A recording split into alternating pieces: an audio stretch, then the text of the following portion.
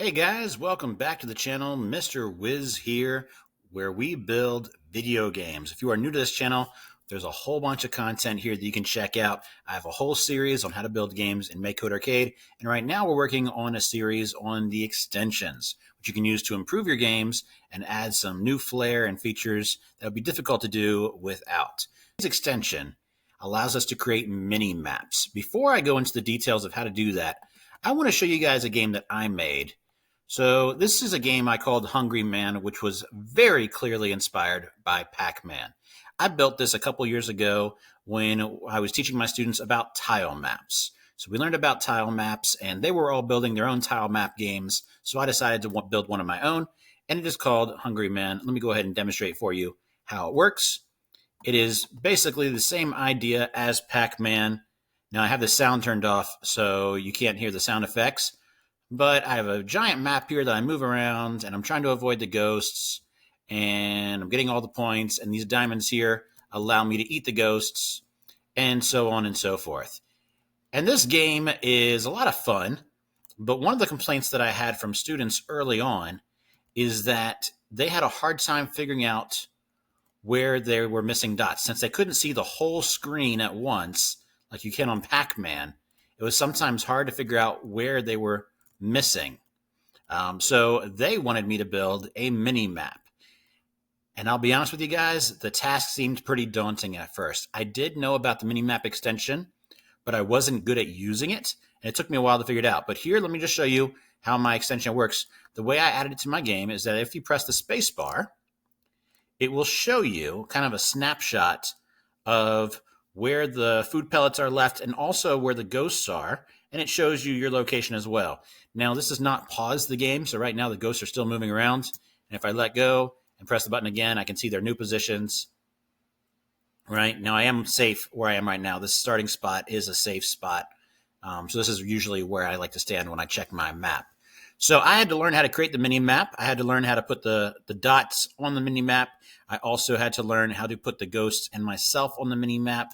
So it took me a little while to figure that out, but I want to go ahead and show you guys now how to build your own mini maps. It won't be quite as elaborate as this one because we're going to be working with a simpler game, but let me go ahead and get into that. Well, here, before we do all that, let me show you what this code looks like. By the way, I will be sharing a link to this game in the description so you guys can check it out yourselves. You can play it. You can look at the code if you want to.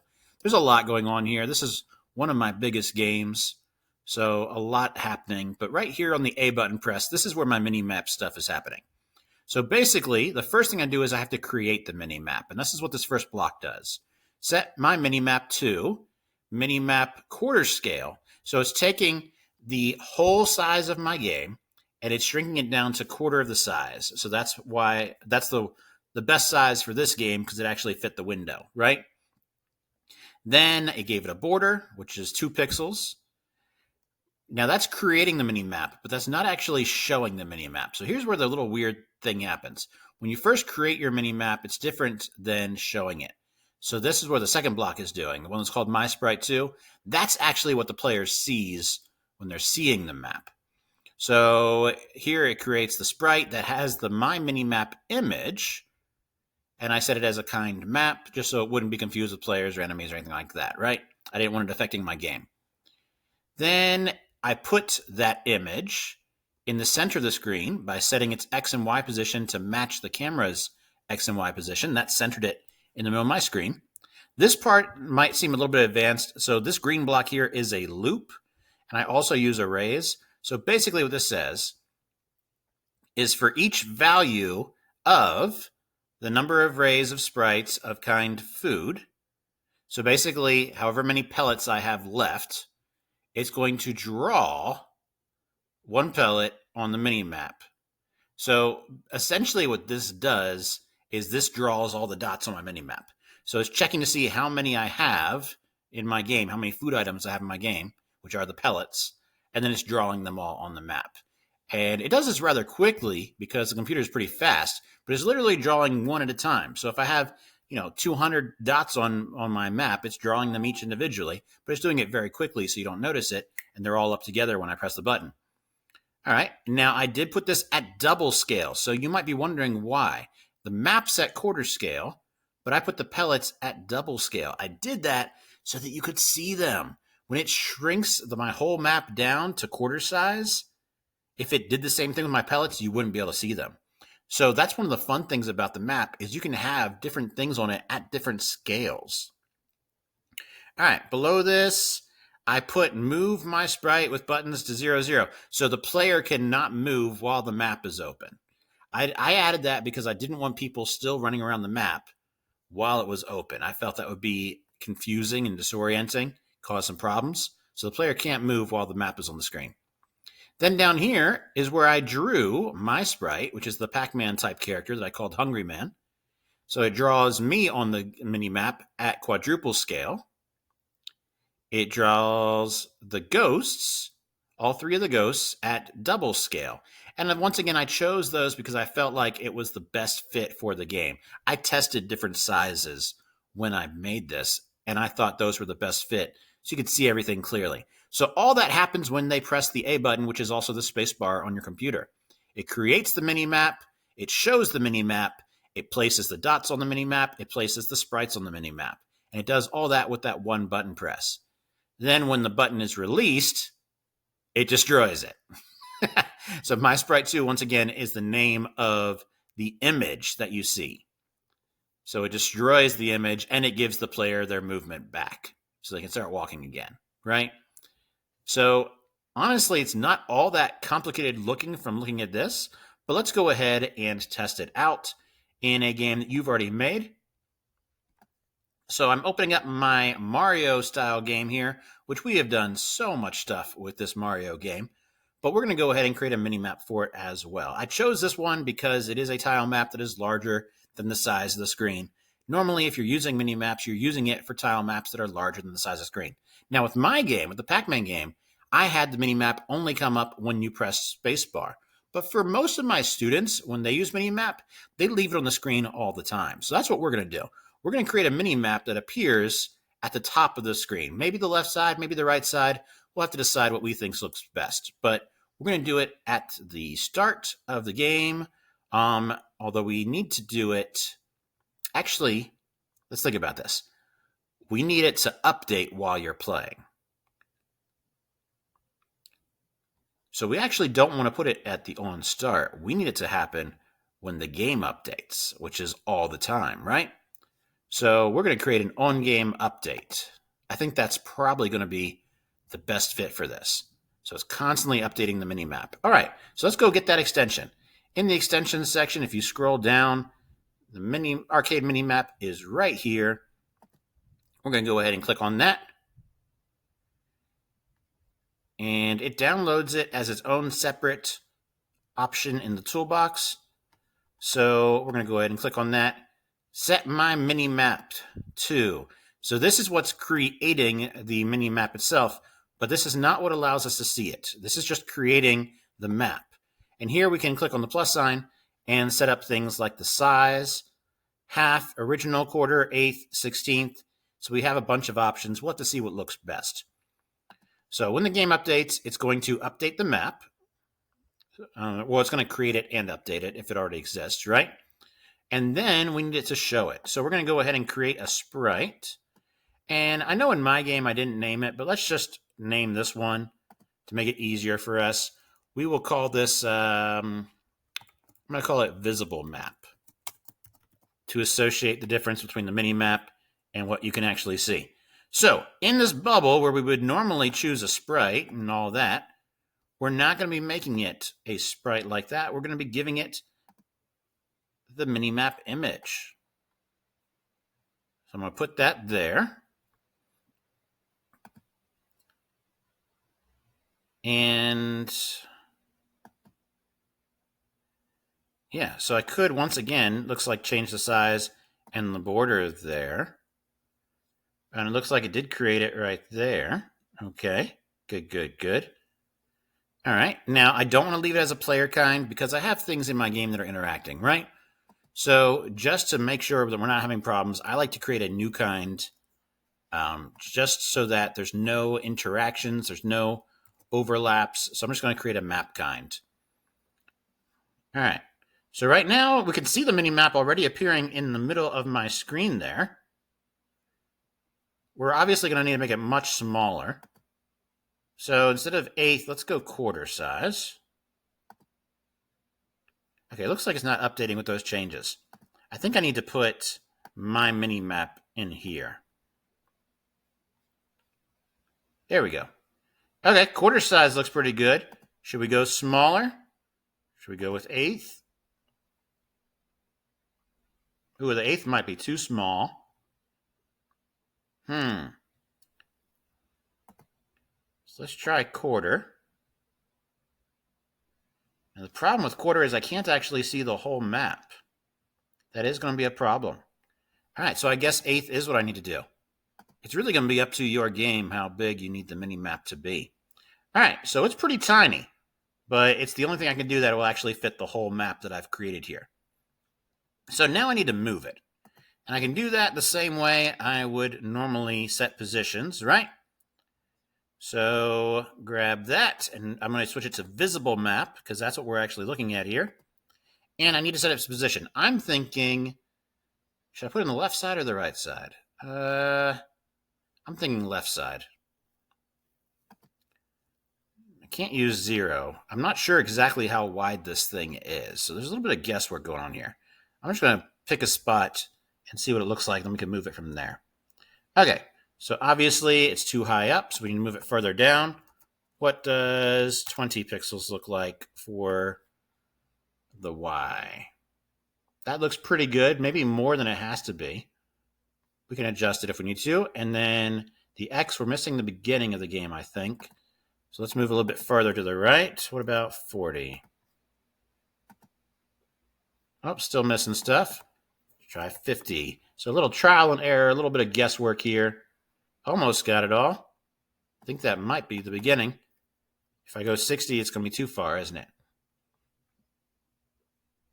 Okay, so that's not bad. Of course, I can tweak that some if I want to be really particular about it.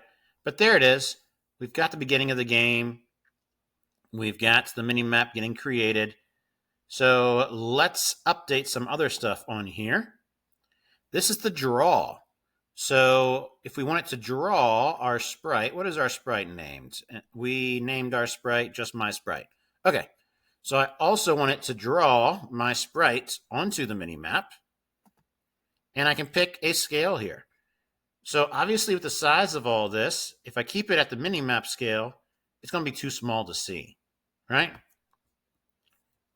You can kind of make out a little bit, but it's hard to see. So let's go bigger. Let's double it. Can I see him?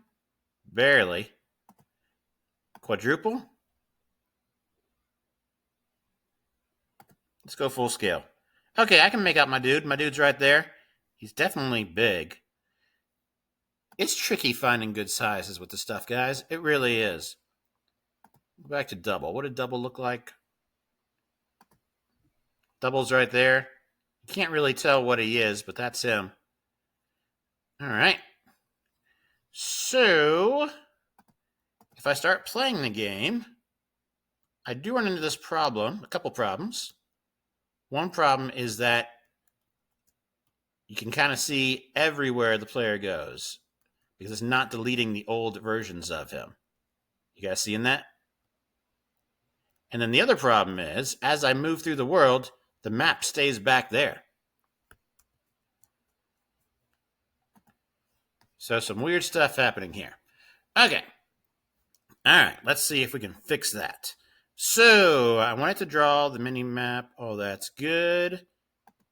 And then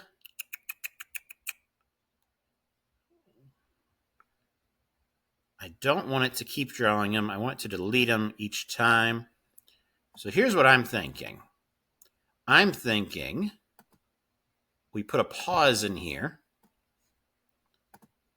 and then destroy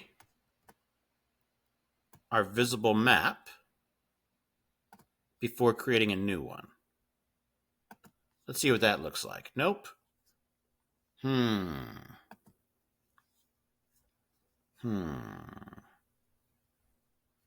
right, what if we change this up put all of this in here, and then destroy the visible map at the beginning of the update.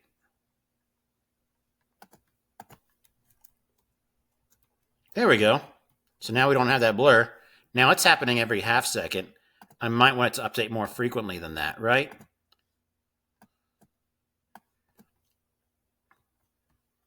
So now it'll update every 100th millisecond, which is pretty quick enough that you almost don't realize there's a delay, right? It's this 0.1 second delay. And I can see my character moving across the screen. Cool, cool, cool. All right, now I need the map to stay with me as I'm moving so I can still see stuff. So here's what I need to do.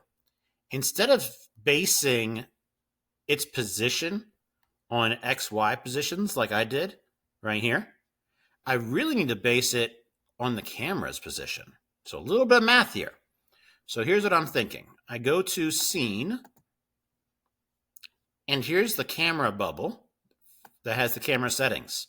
So you have the camera's X, the camera's Y, camera's left, camera's right, camera top, camera bottom, all that jazz.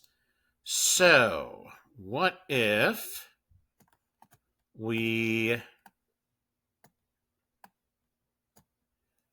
reset the position? I've never tried top and left, but let's see what happens. I'm assuming the sprite will go off the screen a little bit, so we won't be able to see the whole thing. Yeah, that definitely didn't work. All right. So instead what I'm going to do is I'm going to use camera X and camera Y. Now if I just use this, it'll stay in the middle of the screen. So there you can see it.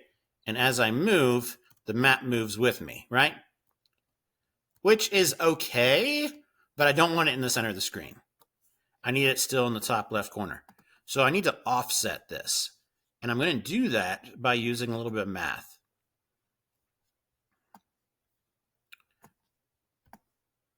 So how far to the left of center do I need it to go? I'm not exactly sure. I'll have to do some guesswork on that. So I'm thinking, looking at this, the whole thing, keep in mind, is 160 wide. So halfway is 80, another halfway is 40. This is less than 40. Let's say 30. So I'm going to move it. I'll actually use minus here. 30 pixels to the left. See if that lines up good. Pretty good. Could do a little bit less maybe. 28. 28 gives me a little bit of an edge, but that's okay. And then I'll do something similar with the Y. I need to go math, grab the wrong one. And the camera's Y position minus however many pixels I need it to move up. So the whole thing is 120 tall. 60 would be too far.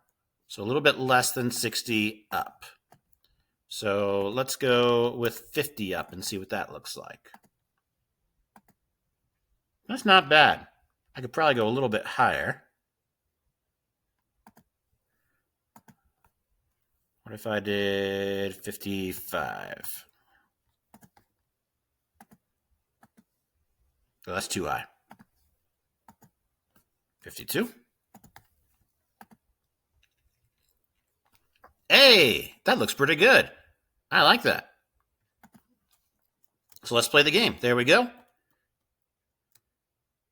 And then as I go, it is updating as I go. Now, of course, because we have that 0.1 second delay, you do get that a little bit of that lag there, which is kind of annoying. I'm trying to think if there's a better way we can do it so we don't have that. Yeah, that is kind of annoying. We could try using a smaller time. What if we just did 1? What would that do? Would that work? Oh my goodness, look at how beautiful that is. There's no lag at all. It's literally updating every 1,000th of a second. So we're getting no lag, 0 lag. Oh, this is beautiful. And then, oh, what happened? All right, I got a bug here when I went to level 2. But that's okay. Oh, and I have my autosave working. So we won't have that problem. Yeah, this is great. We've got a good looking mini map here. Okay, well, we'll go ahead and stop the video now. You guys can definitely see how it's working, and it is working well. So as usual, if you learned something new today, please click that like button. And if you built something with a mini map, please copy the share link and post it in the comments. Remember, you get the share link by clicking right up here, right?